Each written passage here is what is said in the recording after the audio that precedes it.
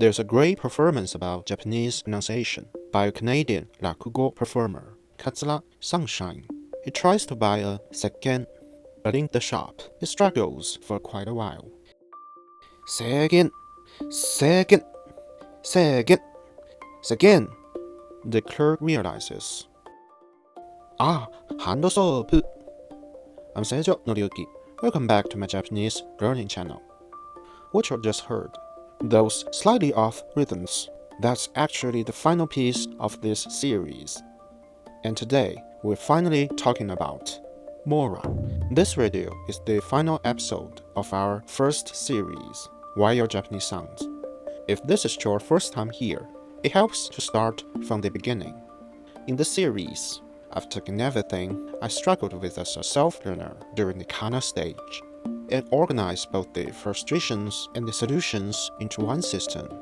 We calibrated the tone of vowels, trained airflow control for unvoiced sounds, and worked on continuity of voicing. If you've been following along, today's topic, Mora, should already feel familiar, because in the previous 4 videos, we kept coming back to one idea. Japanese is a language where every beat takes the same amount of time. In other words, every kana you see on the screen, whether it's boin, shin, dakuon, or handakuon, whether it's high pitch or low, they all take exactly the same duration to pronounce. All of that was building toward one thing, the ability to control timing. And today, we're going to look at the elements in the system that most easily shift the timing of beats. Chōon, Sokuon, Yōon, Hatsuon, and Boin-Musega. We'll go through them in 3 parts. When one beat becomes 2, when 2 beats become 1, and what a special single beat feels like. First group, when one beat becomes 2. Let's start with Sokuon, geminate consonants. The small tsu. Yes, this one, the small tsu. The small tsu is not a pause. It's when the consonant vowel unit stretches from one beat into 2. Terms of rhythm, it behaves the same as a long vowel. The only difference is a long vowel stretches the vowel, while the small tsu stretches the consonant. So how would you read this word?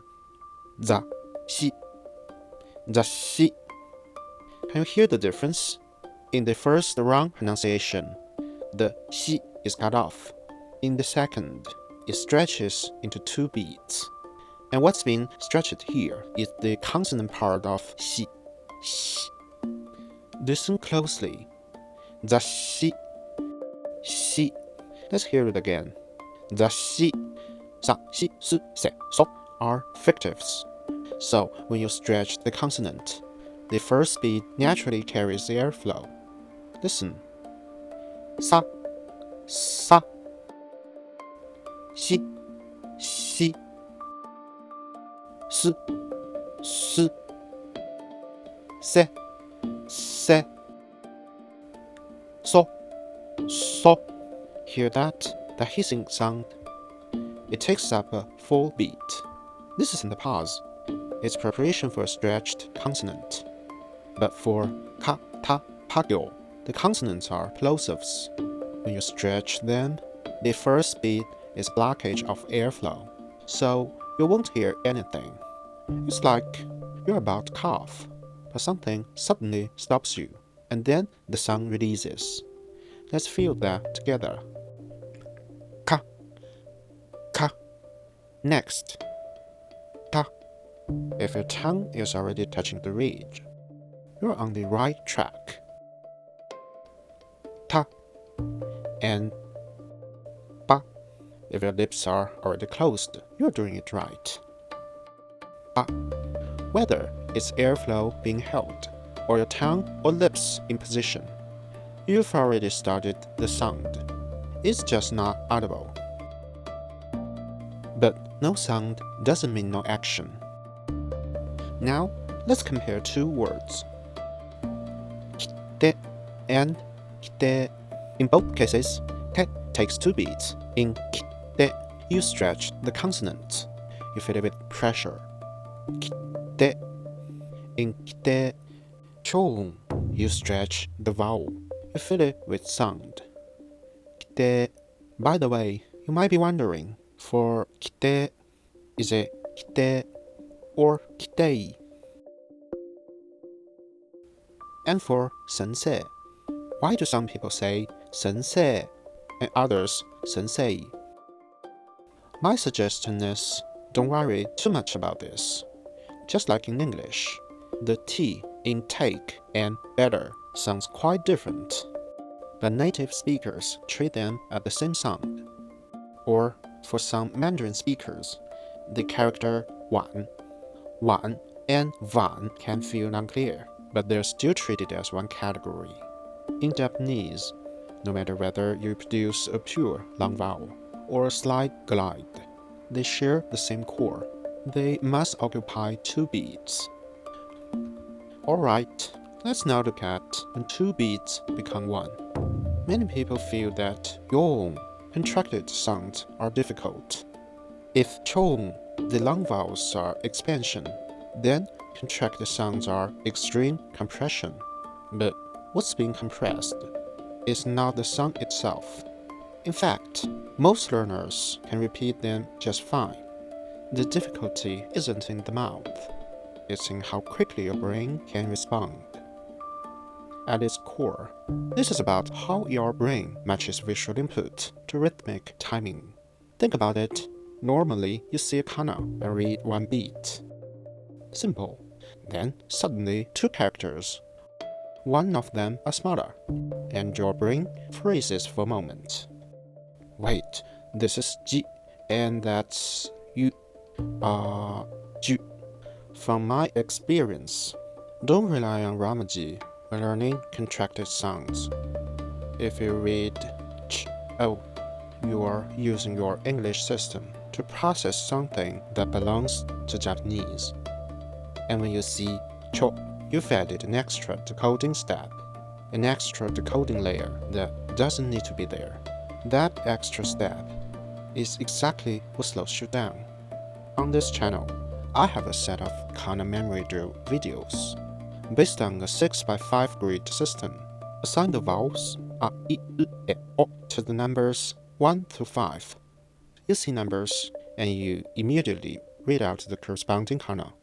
For example, the kana in the hiragana of kagyo 2, 4, 3, 1, 5 becomes ki, ke, ku, ka, go. When training contracted sounds, I intentionally add interference. For ka, ku, kyo, I'm mixing ki and ke. So the set becomes ka, ki, ku, ke, kyo. Now they're mapped to 1 to 5, and your brain has to instantly distinguish the rhythm change caused by this small character. So 3, 2, 5, 4, 1 becomes ku, ki, kyo, ke, kya. You can practice this on the channel, but I'd also recommend downloading the 6x5 grid from the Gumroad link below. It's free. This was one of the most important tools I used when I was learning on my own. Just 3 minutes a day on paper or on your phone, and you can bring that decoding delay down to 0.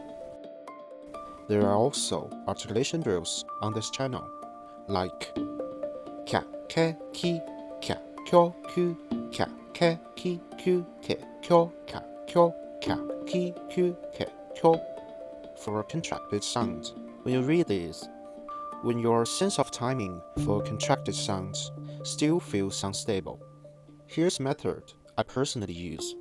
Wrist phone tapping. Hold your phone in one hand and the pen in the other. Tap your wrist for low pitch and tap your phone for high pitch. Now, free one hand and pick up a pen and build up your own metronome. For example, ka, ke, ki has the pattern low, high, high. So, wrist, phone, phone. You can hear the difference, right? Now, the pitch difference is not just in your ears, it's also in your fingertips. Let's tap through the whole set.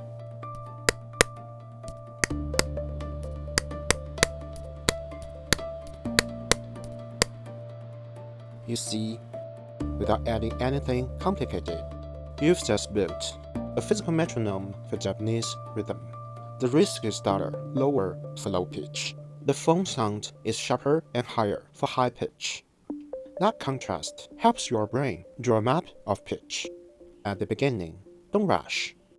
Kya, ke, ki, kya, kyo, ku, kya, ke, ki, ku, ke, kyo, kya, kyo, kya, ki, ku, ke, kyo. Each tap is one beat. Don't slide over it. Hit each point precisely. That's how you stabilize the Japanese Mora-Timed rhythm. And once it feels natural, you can go faster. Kakeki, kakyoku, kakekiku, kekyo, kakyo, kakiku, kekyo. And hopefully, these drills on the channel will help you build a solid foundation with your Japanese sound system.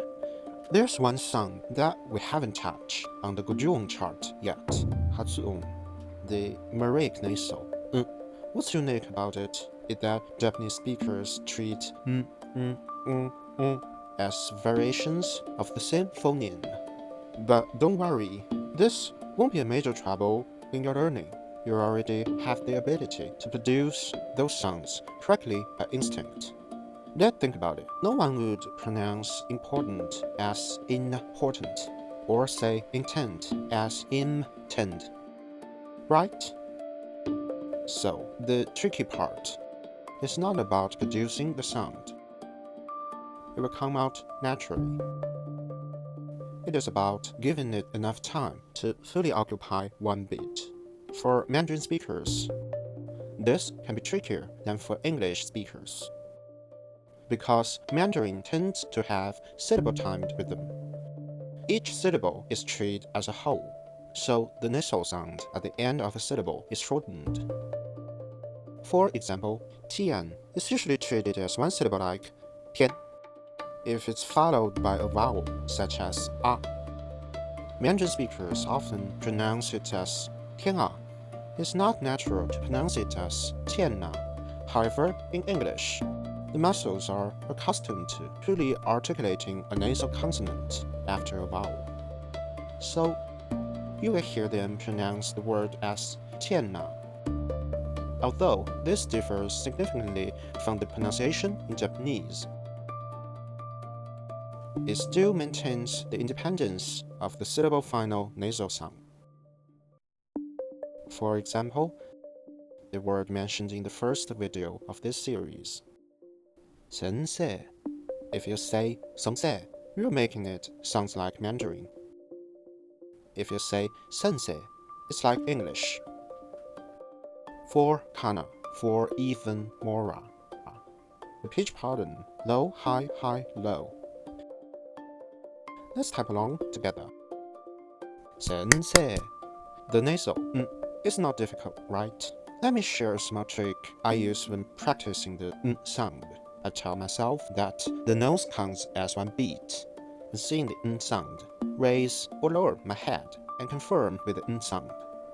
Try it with me. Sensei. More authentic, right?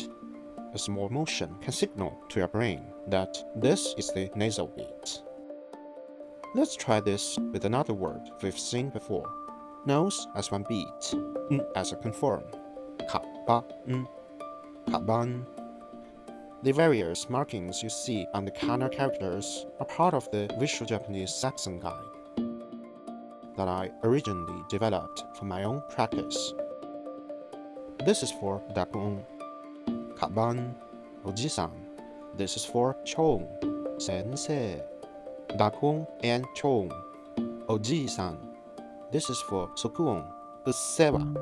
And this is for Boimsega, Chiketo. By utilizing this color cue system within my channel's Japanese accent shadowing series, we also provide real-time pitch sync prompts, moving in a dynamic karaoke-style flow.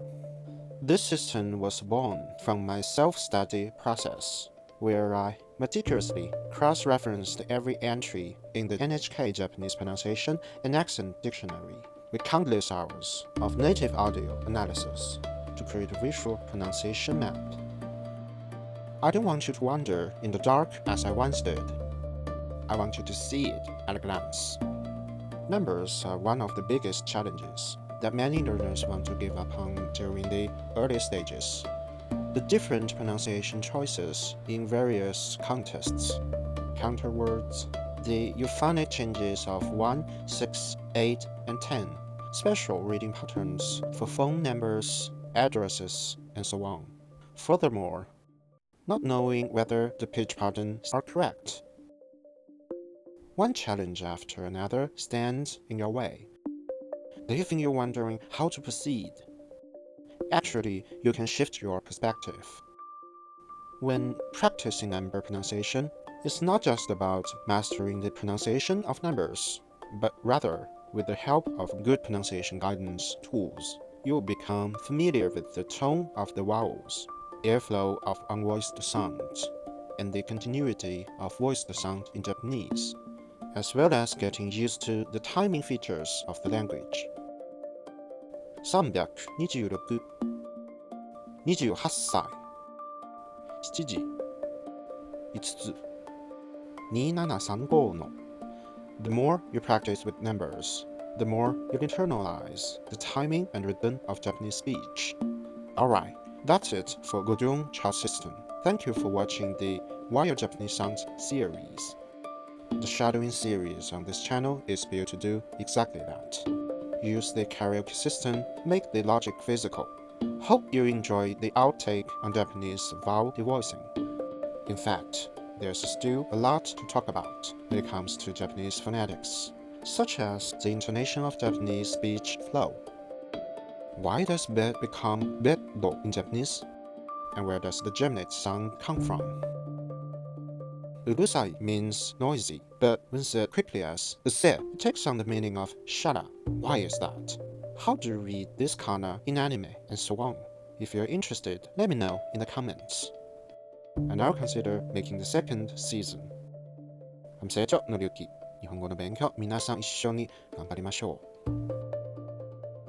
A lot of people ask, I can never remember the rules for the vowel devoicing. What should I do? Well, let me tell you. This is not an exam. It's your body's lazy mode, a natural bodily instinct toward efficiency. I spent nearly 10 years teaching in Beijing, and the most common thing I heard during that time was 老好. It's clearly 老师, teacher, but it casually turns into old man, 老. Actually, in the series, we repeatedly talk about the concept of lazy mode. For example, 20 becomes 20. Wagaranai becomes waganai. One of the most extreme examples is in Mandarin, to make it easier, the explosive consonant de between two vibrating vowels in 我的车 gets shortened into something resembling a voiced sound, a sound that doesn't even exist in Mandarin. In Japanese, the most common way of making things easier is vowel devoicing. Between two voiceless consonants, your vocal cords simply stop vibrating. So the vowels I and U only takes up the time for a beat, and their sound is completely omitted. So don't think vowel devoicing is difficult. Just follow the Japanese shadowing series powered by J-SAV on this channel for 15 minutes every day, and one day you'll find yourself not even knowing why you don't need to pronounce that U, but gakuse becomes gakuse. This is really the end. See you in the next practice sessions.